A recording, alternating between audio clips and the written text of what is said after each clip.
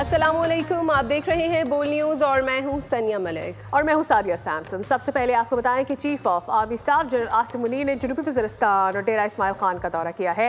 मगरबी सरहदों पर तैनात अफसरान और जवानों के साथ नमाज ईद अदा की है और उनके साथ ईद का दिन गुजारा है। ISPR के मुताबिक आर्मी चीफ की आमद पर कोर कमांडर पेशावर ने उनका पुरतपाक इस्तकबाल किया।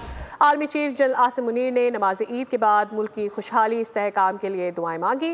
फौजी अफसरान और जवानों को ईद की दिली मुबारकबाद दी। आपको ये बताएं कि जनरल आसिम मुनीर ने मुसल्लह फ़ौज और कानून नाफिज करने वाले इदारों की कारकर्दगी को भी सराहा है। आर्मी चीफ ने जवानों से गुफ्तगू में कहा कि आपकी वाबस्तगी और अज़्म न सिर्फ वतन को महफूज बनाते हैं बल्कि पाकिस्तान से गहरी मोहब्बत का मज़हर भी है।